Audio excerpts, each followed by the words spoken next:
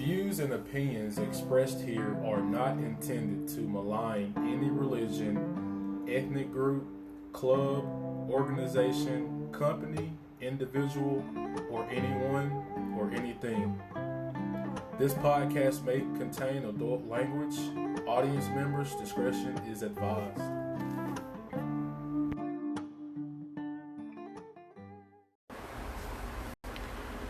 Hey guys, what's going on? I'm your host, Dottie, with another episode of Political Vibes. It's been a minute, and I am truly sorry for not making any podcasts lately, but I hope you guys understand this whole pandemic that's been going on. Coronavirus, aka Covid-19, it has swamped the news cycle, and it's just been a hell of a ride so far, not in a good way.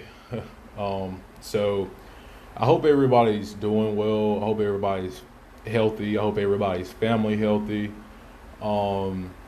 And I want to, again, guys, thank you for, supporting my podcast and tuning in. And I'm not here to do this for money or anything like that. Even if I tried, I doubt it will go anywhere. But I'm just doing this because I have a passion for it, and it's some people that look for me to be their news source. So this is why I'm doing this, not because of anything else, but those two things that I just said.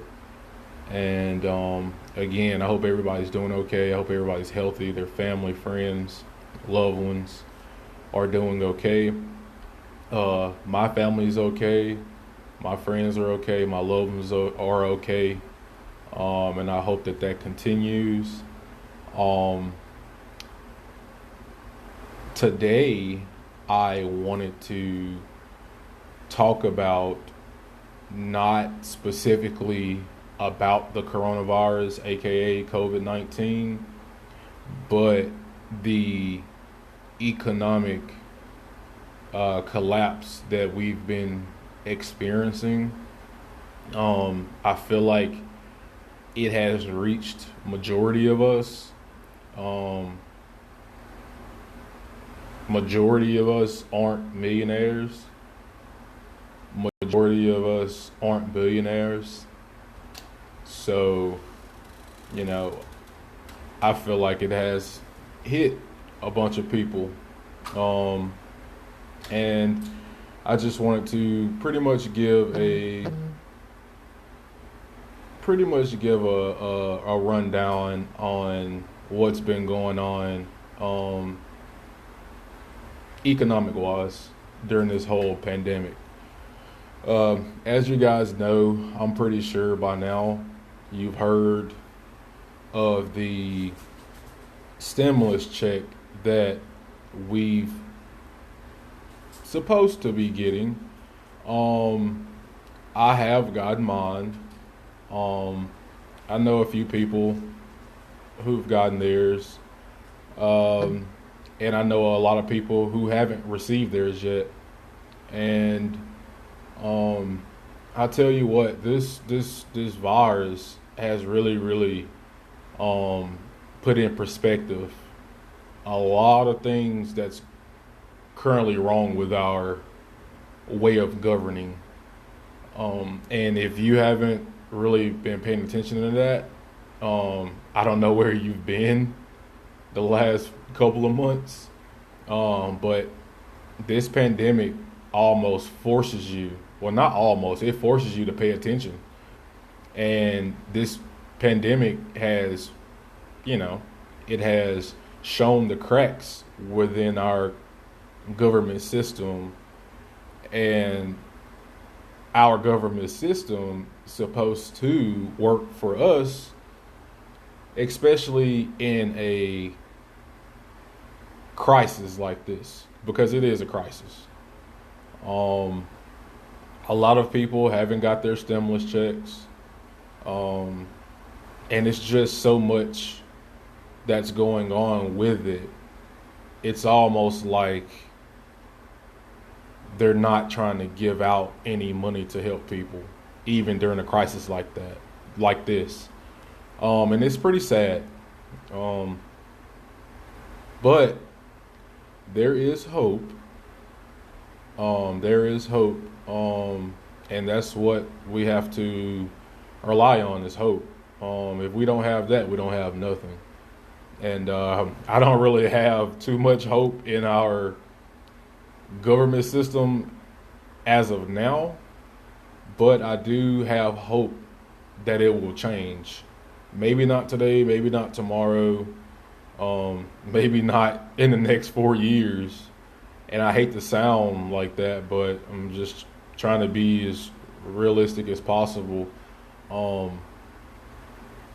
But I do have hope that one day we will get our act together and have our government system actually working for us. So that's what I wanted to talk about in this first segment. I really, really wanted to nail home the point that this just ain't it, Chief. Just to be black and white about it, it's just not it. This system which we're running right now to help people out in this time of need is not helping people out the way that they need to be helped out. Plain and simple. And on that note, we're going to take a short break, and we're going to come back, and in the next segment, I'm going to lay out the hope part. And it is a groundbreaking plan for stimulating the economy during this pandemic. And I think majority of us are starting to catch on, which is a good thing. So we're going to take a short break, and we will be back after this. Stay tuned. Hey guys, welcome back to Political Vibes. So in the previous segment, before we went to break, I wanted to talk about the groundbreaking proposal for stimulating the economy during this pandemic. And it does seem like a lot more of Americans is starting to catch on. So I just wanted to give you guys some minor quick updates on to what's been going on behind the scenes in Congress. So apparently there's been a number of Democratic lawmakers pushing for a monthly UBI, universal basic income, while this pandemic continues. For example, representatives like Tim Ryan and Ro Khanna, I believe I heard that Elizabeth Warren had something to do with this proposal.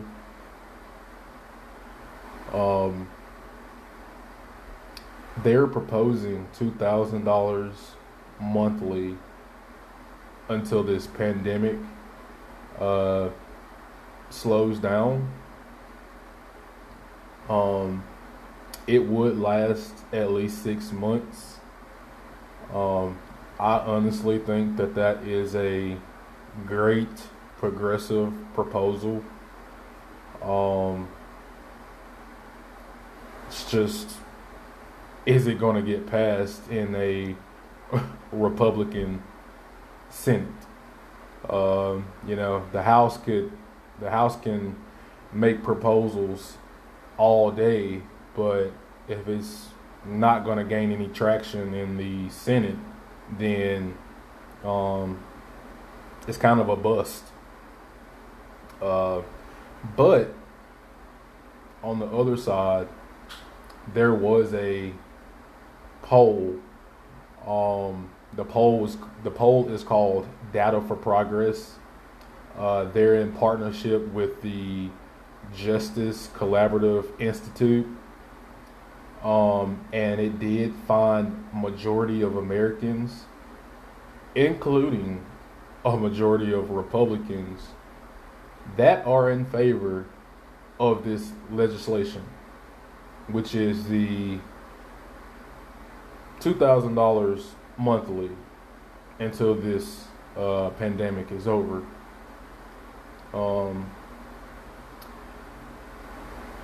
I just don't think that a lot of people are going to say that that's a bad idea. You have some, but I don't think that's the majority. And by viewing this poll, it's pretty high numbers in both parties. In the Democratic supporters and the Republican supporters, they really find this bill or this piece of legislation. They really are both in favor of it, which is a good thing, obviously. Nationally, a majority of the public see one-time payments of $2,000 as insufficient. And that's kind of what's going on now with the whole one-time payment of $1,200. I don't know about you, but the place where I live at, the apartment complex which I live in, rent is almost $1,000 a month. So if the states are closing businesses down, if they say that you can't go out and work, how are they going to expect you to pay your bills? And that's where the government should step in and supply their people with, again, universal basic income of at least $2,000. If you're going to not hold these payments, these mortgages or rent or light bill or water bill or insurance, etc. If you're not going to hold these things or put these things on pause, then how are you expecting people, especially in a state like mine, Alabama, who relies on small business?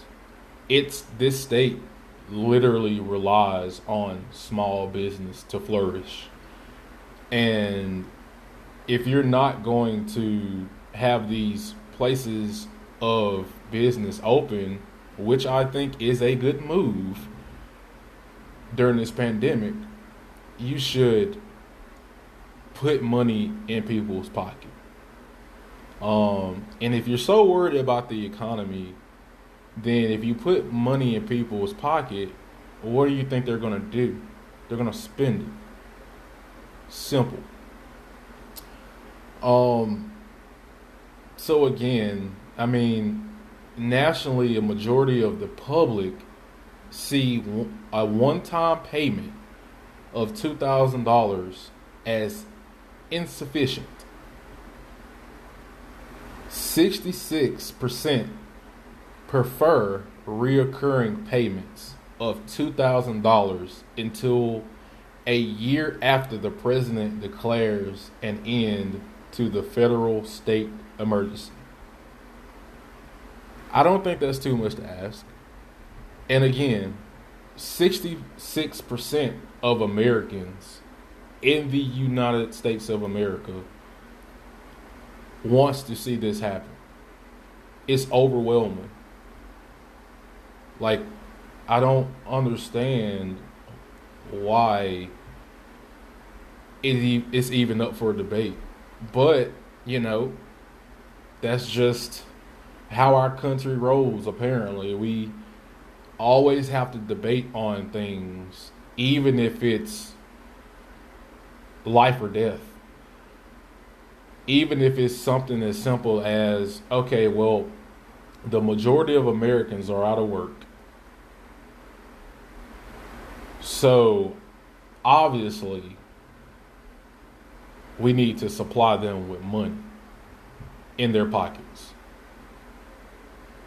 But yet, you have Republicans, you have some Democrats who are opposed to this idea. And it's just bizarre, and it's infuriating, and it's un-American. It really, really is.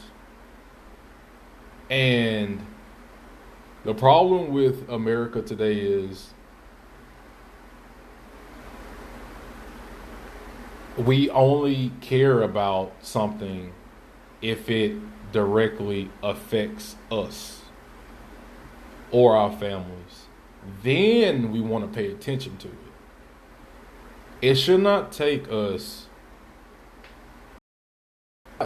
people being kicked out on the streets, or your family to be kicked out, you and your family be kicked out of your apartment or house because you can't pay your bills because you're out of work due to a pandemic that's out of your control. It should not take that to happen for majority of us to come to realization that we need to demand this from our government to sustain us until this pandemic is over. It just should not be this difficult. It just shouldn't. So I'm going to continue reading.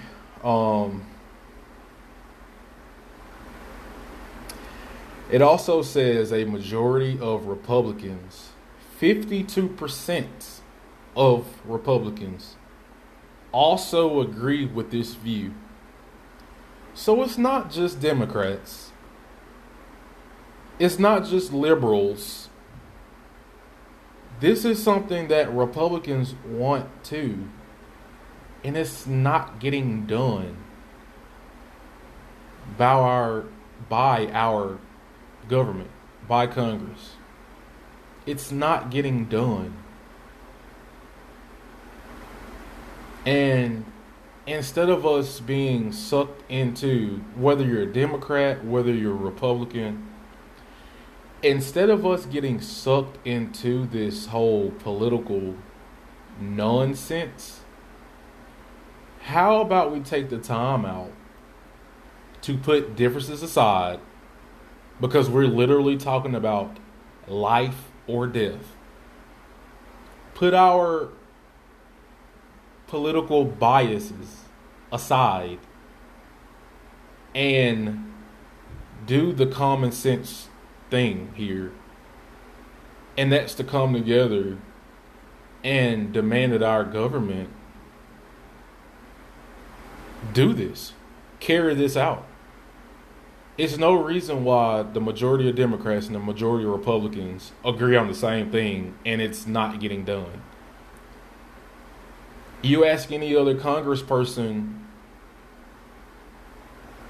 they always say, Well, we have to reach a bipartisan deal. This is bipartisan. You have the Democratic Party and you have the Republican Party. People, majority of people saying that they agree with this. Something has to get done. Also, the majority of us who are worried about paying our bills, let's keep it real, are in need of more funding. I'll be the first one to vouch for this. I'll be the first one to come out and say, yes, I need more money because I cannot afford my rent with what I'm making right now by myself. I have a roommate and they are out of a job, and my roommate is a bartender. Okay. Works on the beach. The beach is closed. The bars are closed. The restaurants are closed. And they've been out of the job now for over a month. Going into 2 months. Okay. They have finally gotten their stimulus check. And they're still, my roommate is still, to this day, waiting on unemployment.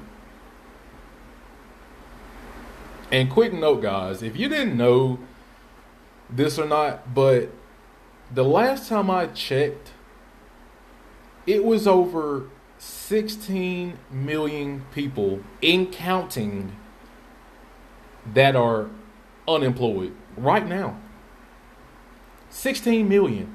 And I guarantee you, if I go do some more research and check the stats, I guarantee you it's at least over 20 million people now.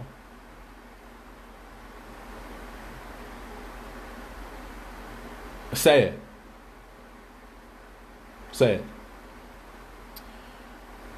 So like I was saying, the majority of us who are worried about paying bills, like include myself, include like my roommate, are in need of more funding.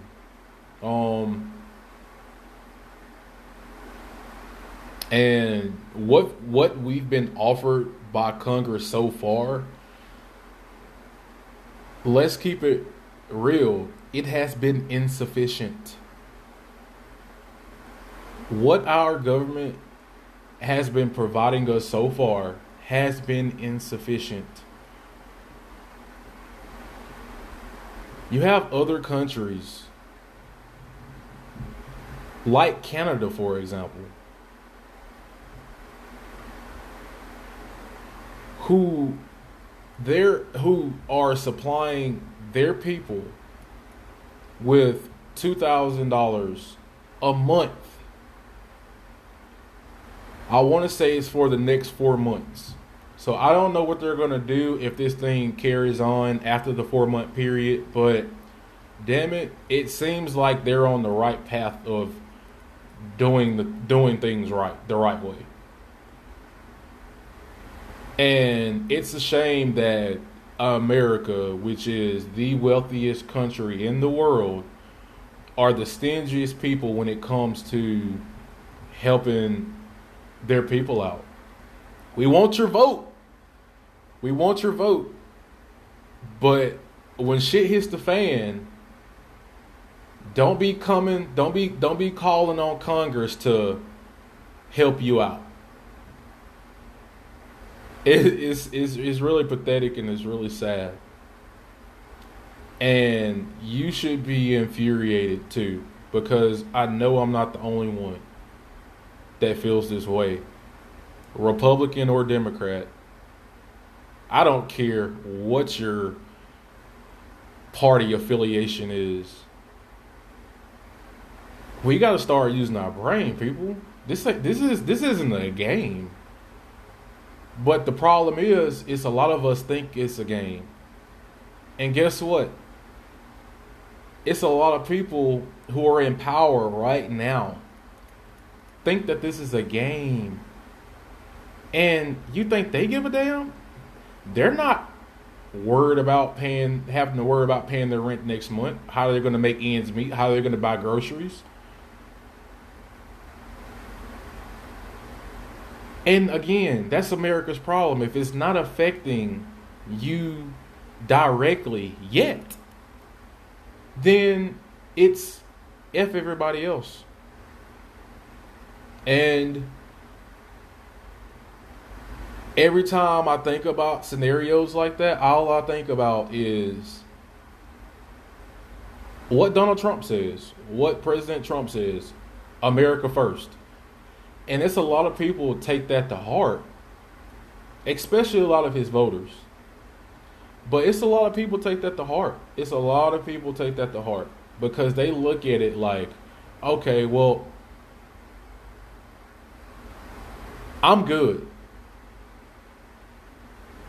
And my family's good.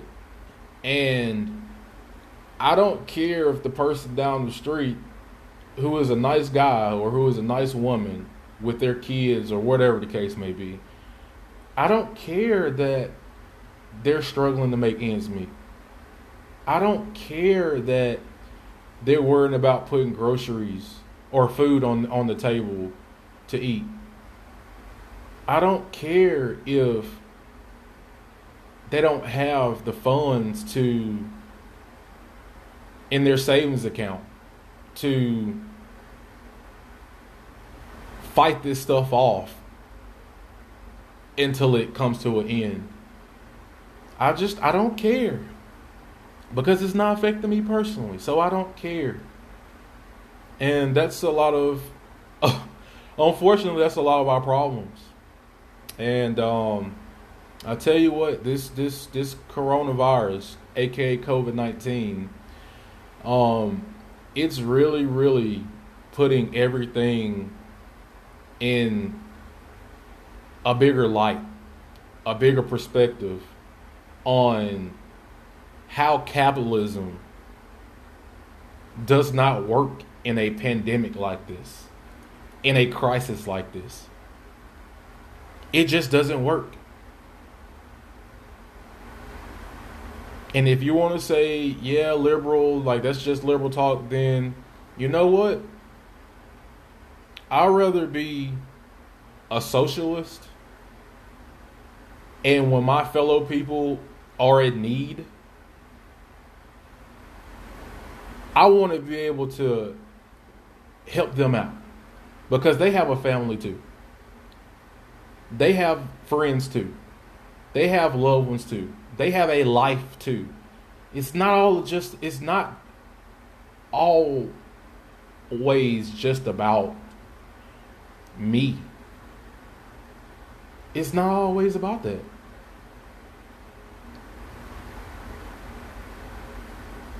We have to put ourselves in other people's shoes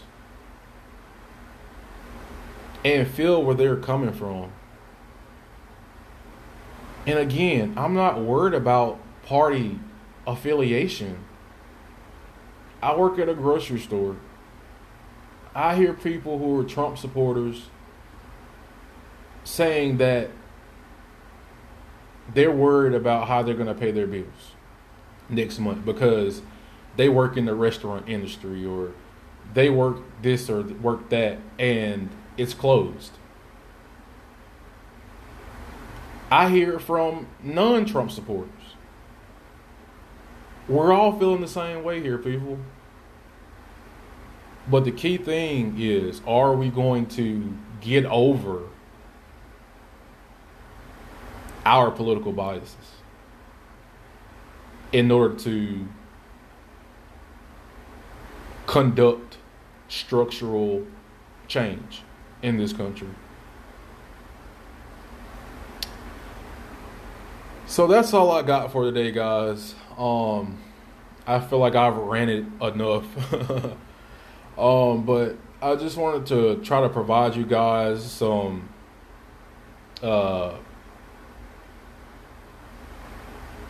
some positive vibes.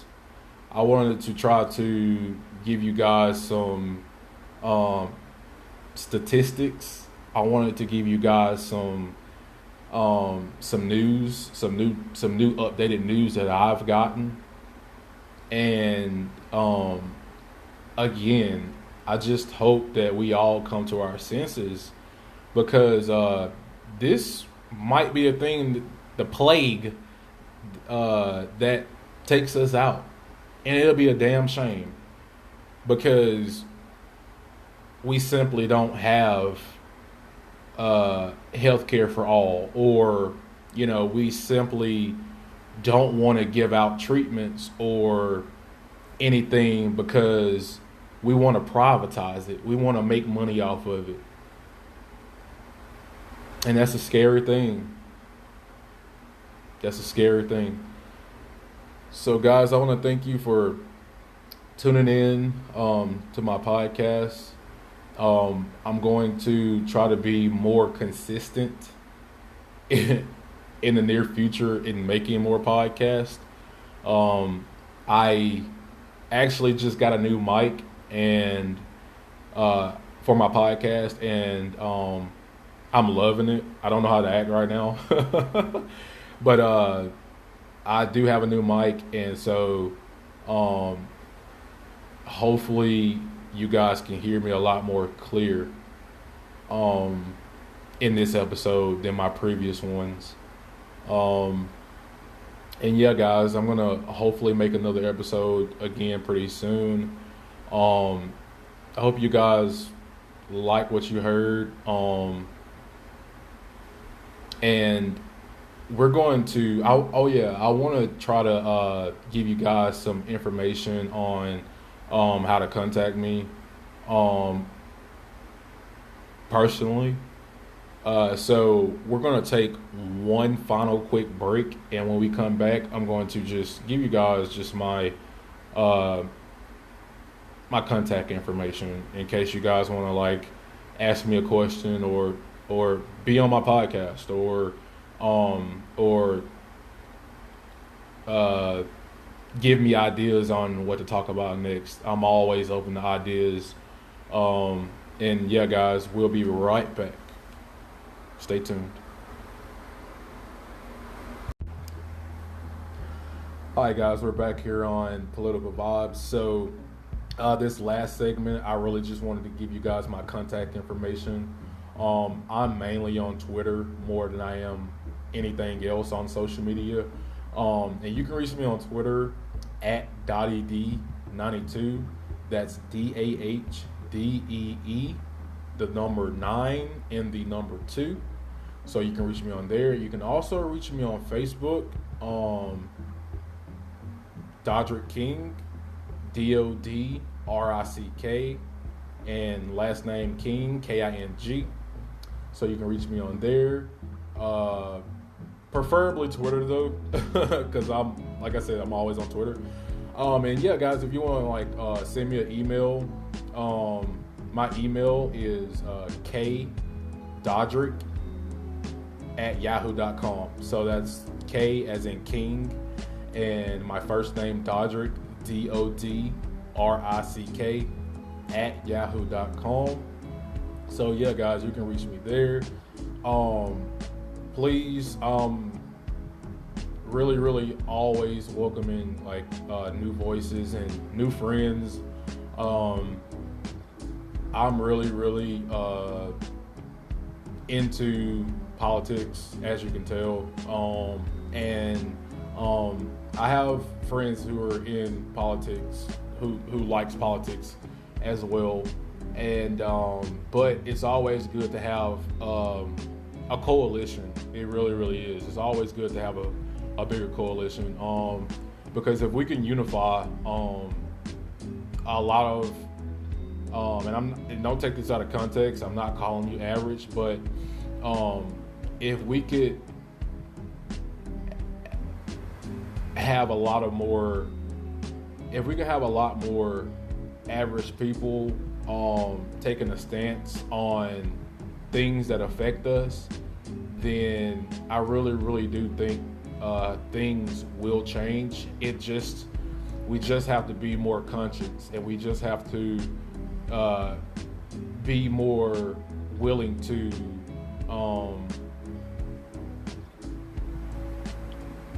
gain knowledge on these matters, because if not, then the system is going to continue to screw over average people like me.